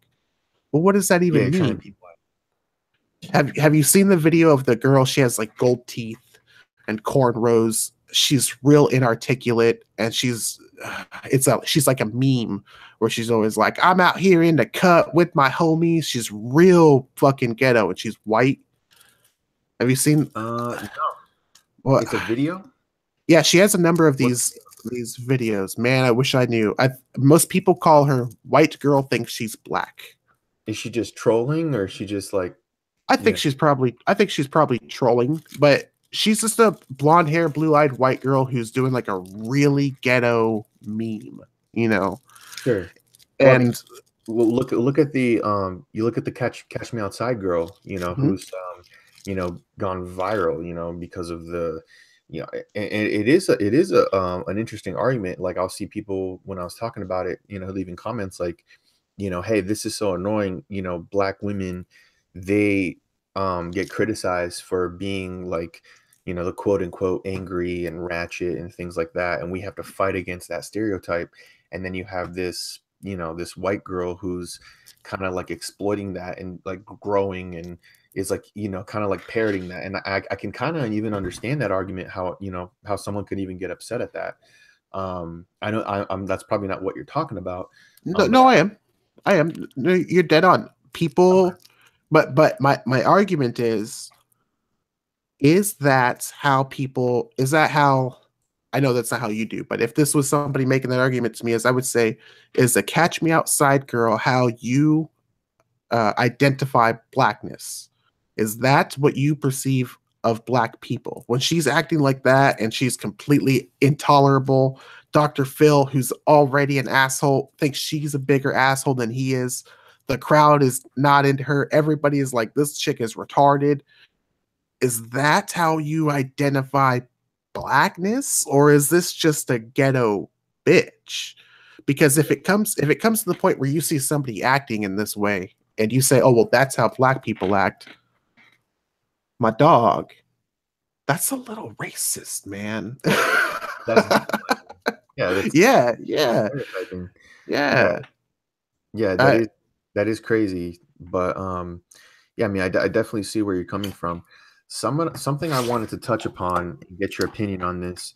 Speaking of like hip hop and rap culture, I find it interesting with the black community when it comes to like they look at someone like the Donald Trump, how before he ran for president, right? He was kind of, well, but he still is, and kind of was like kind of everything that rappers rapped about, right? He was that boss character, like that boss figure, right?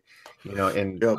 and that's something that I drew inspiration from too. Like a lot of these, I have a freaking right above my TV. I have a huge Scarface poster. I love like gangster movies, like these boss mafia characters, and a lot of these rappers, borrowed from that. I mean, Jay-Z's debut album, it started out with like this kind of mafioso rap of this, look what I have, like Ric Flair, right? Like I'm such a boss. I got all this money and I have all this.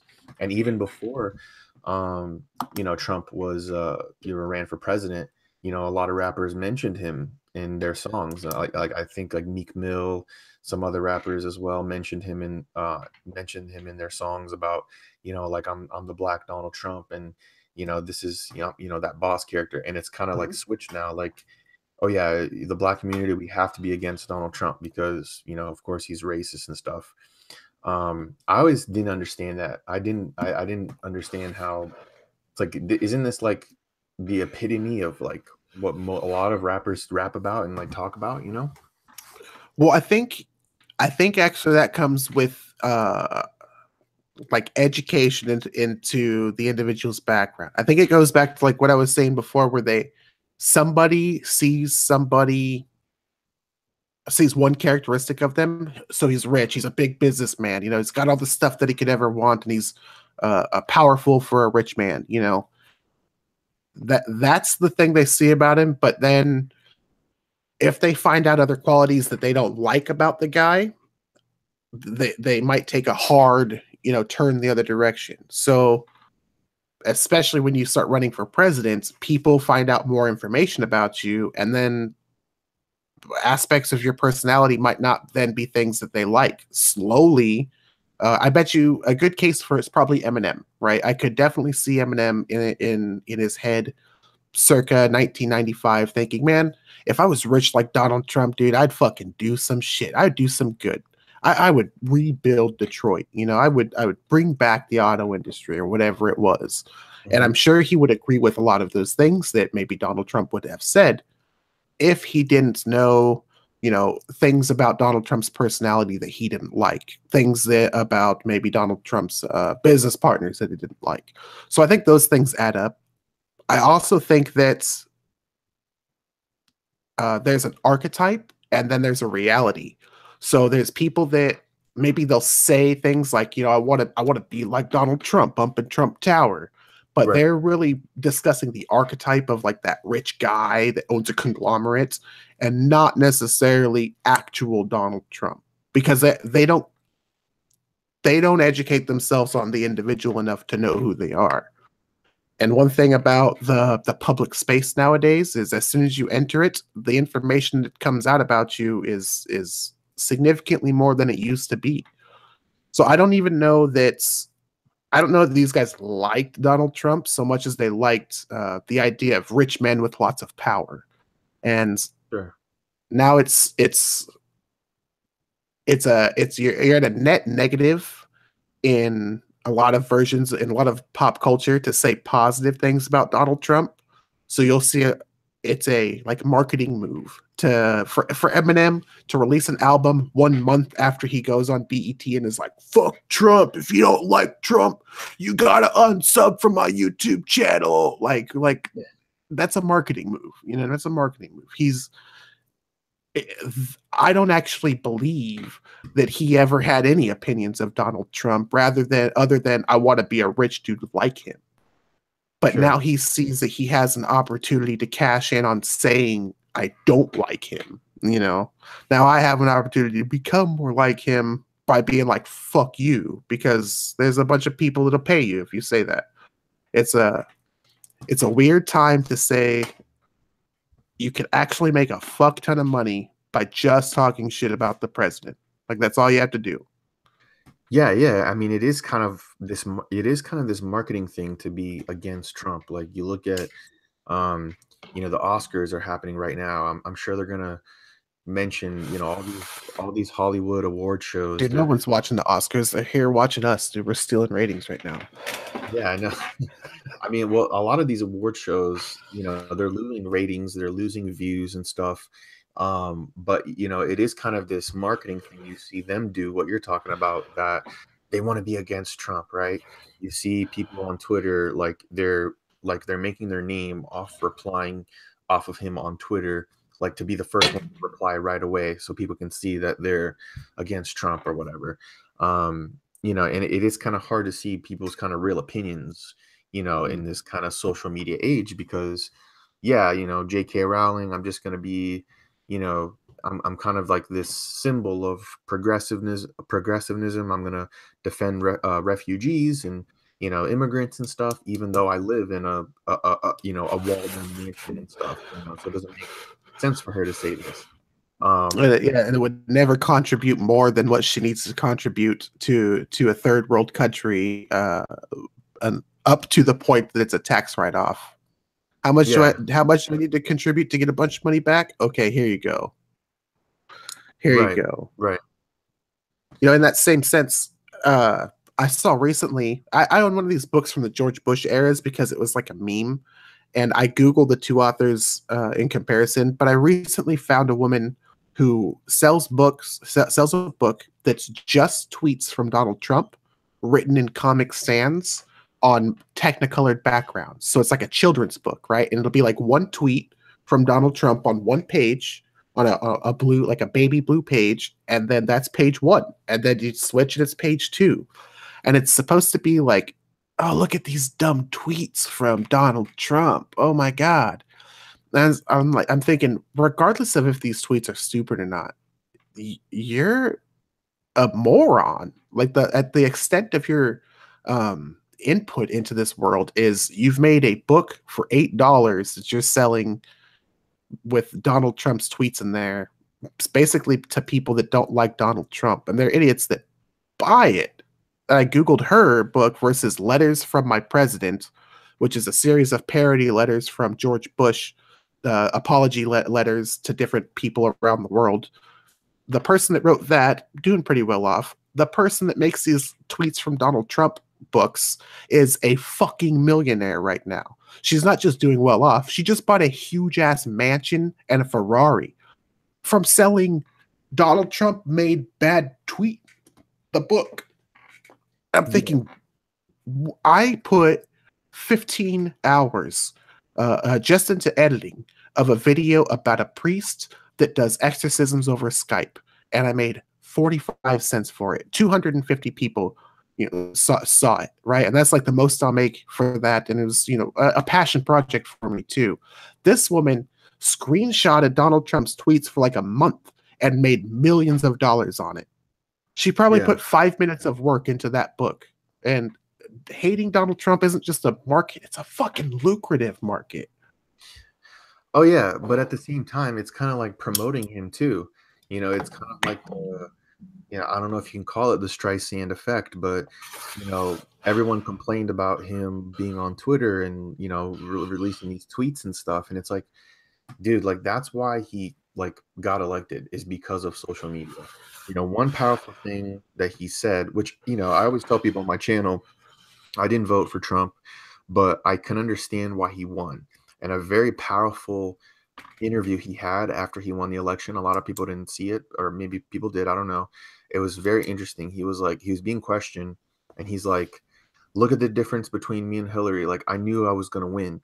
She had to have Jay-Z and Beyonce in the stadium, to promote her, and she couldn't even get the crowd to get half full.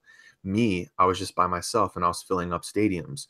And a lot of that had to do with social media. A lot of that had to do with his Twitter presence, and all the people attacking him, hating him.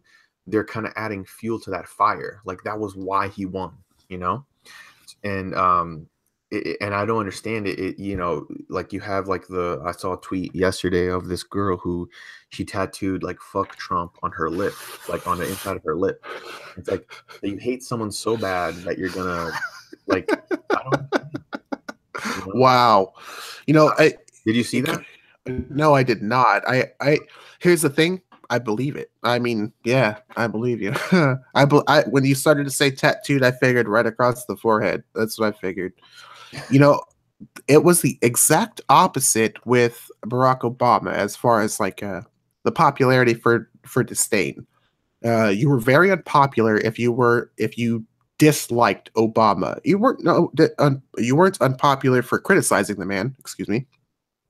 But if you were just I fucking hate Barack Obama, people hated you. I mean, and from the people that I know that hate Alex Jones, it starts with he hated Obama, right? His criticism of Obama, calling him whatever from Africa and all this other shit, or Muslim and all that stuff, and then Sandy Hook.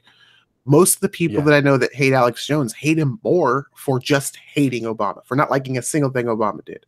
In contrast, if I made a tweet right now that was I fucking hate Trump, aside from the people that I actually know and am friends with, a hashtag and that would probably get a couple dozen likes just from nerds going through being yeah, me too, bro. Me too.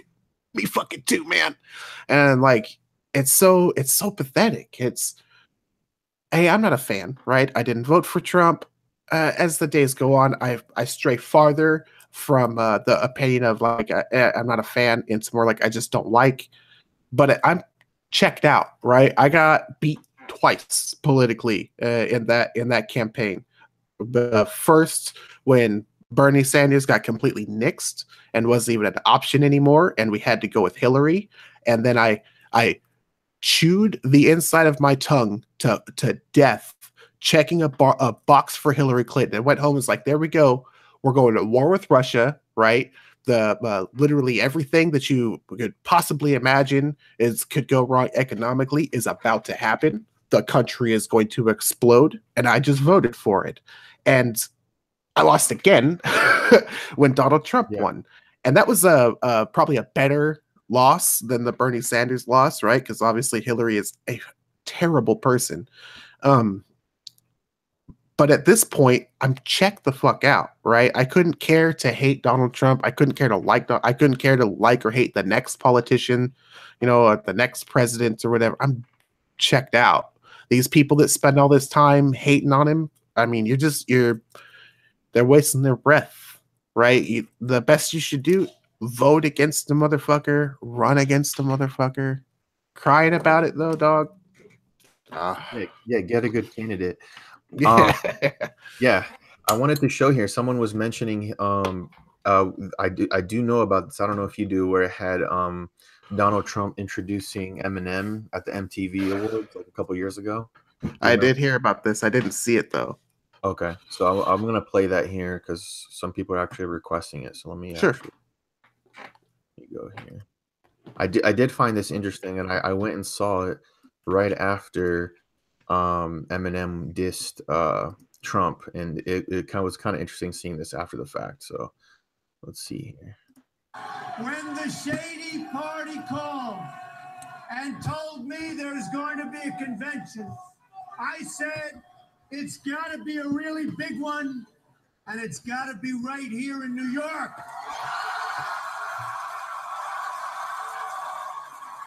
I think this was 2004.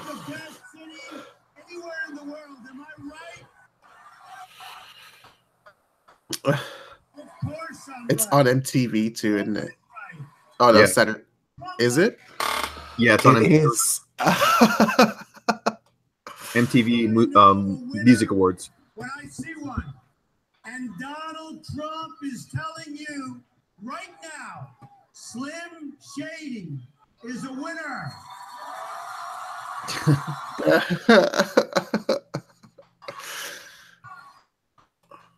He's got brains, he's got guts, and he's got Donald's vote. Ladies and gentlemen, our great candidate, Slim Shady. Nice.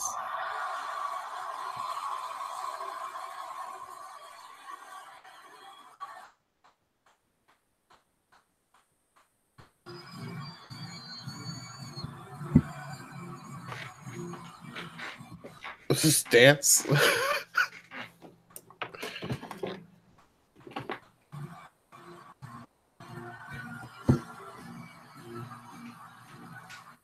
All right, so I'll cut it there just to avoid copyright. But for sure. That was I just wanted to.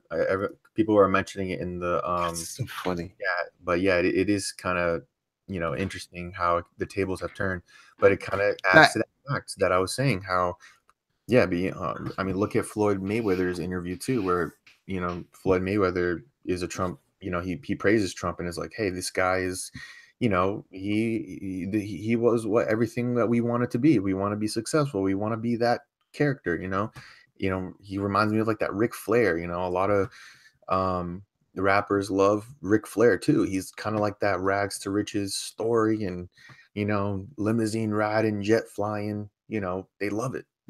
And it's kind of turned, the tables have turned.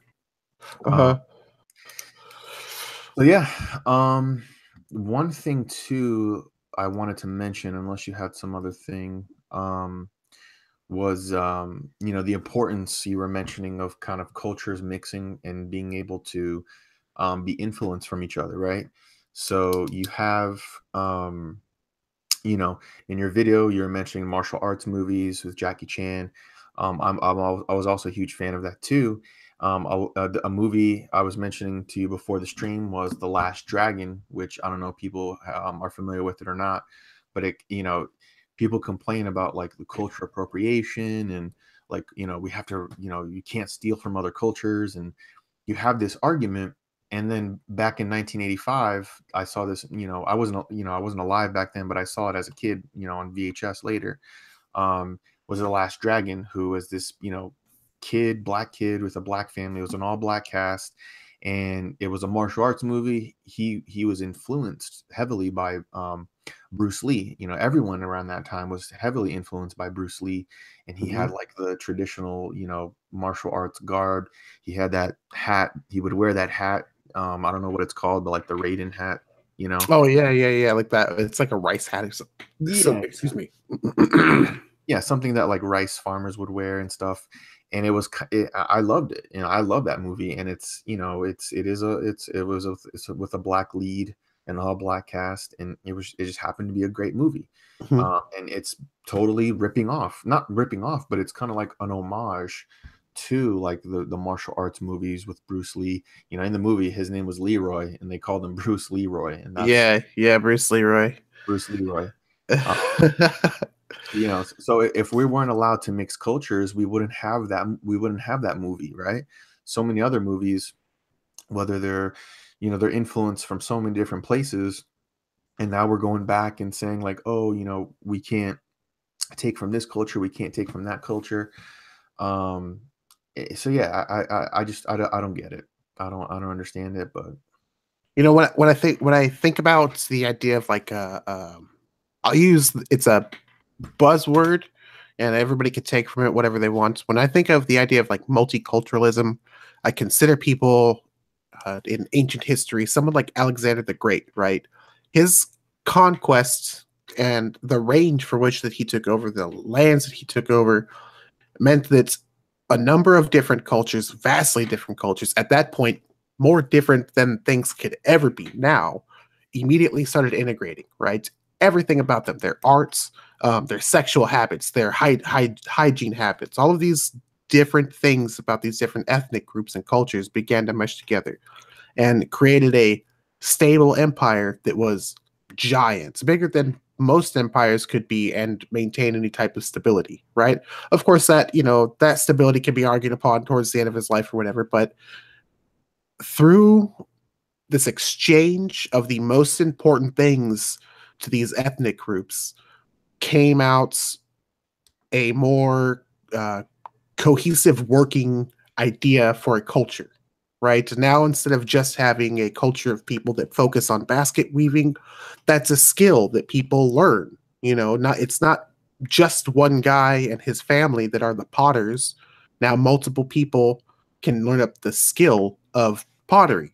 Now it's not dedicated to one blacksmith, right? Now that's a skill that people can take up. It's because it's not just some Celts taking peat moss from the bogs and turning it into iron to make swords.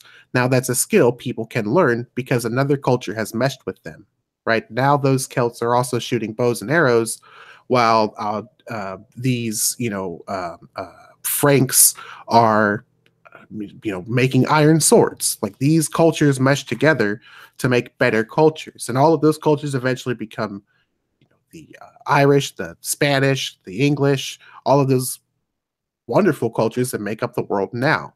And it was through cultural exchange that we built what Western identity is, and even what Eastern identity is. I mean, China, it's a big country, but it's hundreds of ethnic groups, dozens and dozens of different cultures. And when you think Chinese food, even if you were in China, you're getting an amalgamation of different cultures, exchanging the most important things of their cultures and creating something better and more beautiful. And to think that we're in a world now where people might say something like The Last Dragon is culturally insensitive because it's taking an Asian medium, Asian inspired imagery and martial arts, and putting it into a medium run by black people or run by white people or for white people or for black people or whatever. And that's not possible or could eventually be possible worries me for what we will call Western culture and Eastern culture in the future, what we will call cultural exchange and what it means to be a person in the future. Could we not, like, we could get to a point where we have intentionally segregated what people are allowed to participate in, what people are allowed to be inspired by. And when you start saying that, and this, I want to point out that Bruce Lee would probably disagree with us when we discuss representation, straight up, just because of the period that he existed in. There was no Asian representation at all, no minority representation hardly at all. And it was his mission to create Asian representation. But I feel like if he pushed into now and he saw that somebody might tell you you can't watch anime because you're not Japanese, I feel like he would be like, that's pretty fucked. I feel like if he were to hear the way people try to partition things into, this is for this race, or this is from people from this culture, or this is how you have to participate in this if you are from a different culture, I think that's the type of stuff that you would see people like Bruce Lee, or the old one that black people want to bring up all the time, MLK. I think that's the type of stuff that they would push against.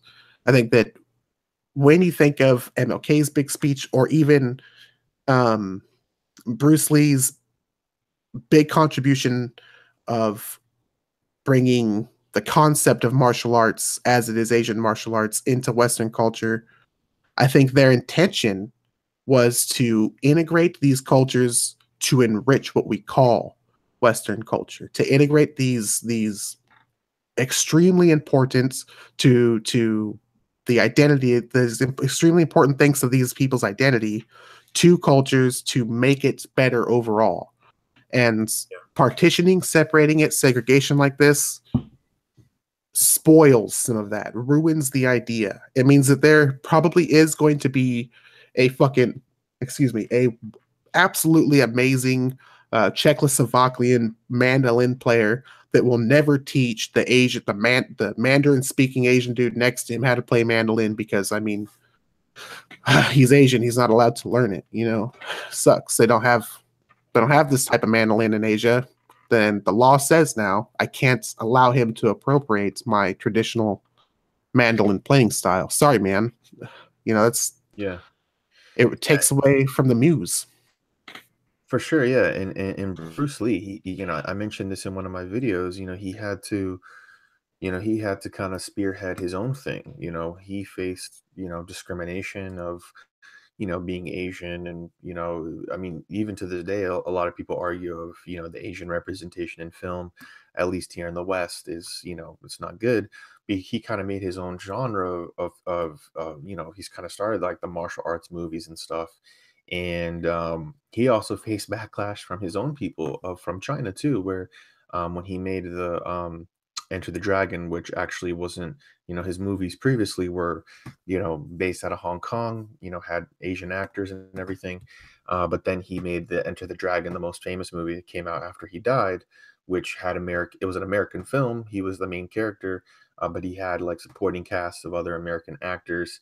And he faced backlash from people from China that he was, sharing the martial arts to the West, and that's not good. It was kind of like they were trying to preserve their culture. They didn't want anyone else to practice it, and he was the quote unquote progressive of the time, of trying to, he kind of broke the mold, because he made his own martial art, Jeet Kune Do, which took just the good things of kung fu and stuff, and made other things, and he kind of created his own thing. And because of this, so many people were inspired all over the world, and look at the movie like The Last Dragon, which was, a black character who, saw himself in that. I saw myself with, Bruce Lee trying to break the mold, and, so many, it was a good thing moving forward. But yeah, I just wanted to touch on that. Was there anything else you wanted to touch on?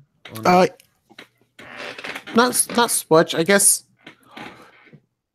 the point I guess I was really trying to drive home with the video, and just when I discuss this kind of idea, and pretty much what I've been saying the whole time is just that, like, my ability to identify, I guess, with somebody like Jackie Chan doesn't just come from the fact that we are, both minorities or whatever. It comes from the way I wanted to see the way I saw myself in the future, and the way I kind of see myself now. I wanted to be somebody. I saw his work ethic. I wanted to do that. I didn't give a shit about race or whatever. I said, when I want to approach a project, I want to approach it with that same amount of passion. I want to approach it with that same amount of dedication. I want to build a team around me of people that are equally dedicated, the same way that guy does. Not because Asian, black, whatever, we might have the same experience or whatever, but because human identity isn't reduced to something as black and white as black and white, and it is and will always be a more nuanced thing. And I just feel like we could, not that we are, but that we could collectively get to a point where if we keep going the way we're going now, fewer people will perceive themselves with that much depth, and they will be so reductive in their concept of personal identity that we will eventually get to a large contingent of people that are racial extremists, similar to Tariq Nasheed, and similar to, for lack of a better example, Richard Spencer. I feel like we could push people to both sides of those extremes and farther than them simply by constantly fighting this concept of stay in your racial lane. This is the only people you can be inspired by, and this is the only part of the world you're a part of, culture you're allowed to participate in. And I don't think that's a good idea. Yeah. I mean, it's obviously it's only going to lead to more hostility and just division. Like I mentioned, some certain black communities wanting to self-segregate themselves in schools and stuff, and it's like, this isn't that what the civil rights movement was about, to like not have segregation. Yeah, we don't need more of those. I don't know if you've seen them. We don't need more of those black, those black Israelites guys. I do not. Well, they're the original We Was Kings. You give them a YouTube check sometime, my man. The Black Israel, they're crazy. The Black Israelites. I'll have to check it out. But yeah, man, I appreciate you joining me tonight on the stream. Thanks for having me, man. For sure. Everyone who's watching, please make sure to subscribe to the Critical Unbeliever down below. He is a very underrated YouTuber, very good content. So please check him out below. I enjoyed this conversation, and I don't know if there's anything else you wanted to. No, man, I definitely appreciate you having me on. Wonderful conversation, man. We'll have to do this more. Yeah, man. I want to do it. I love reaching out to creators out there of different sizes and just great content, and you're definitely someone I want to speak to. So let's definitely do it again. I appreciate you joining me tonight. Great. Everyone watching, please make sure to subscribe down below to his channel, and catch you guys in the next video. Peace.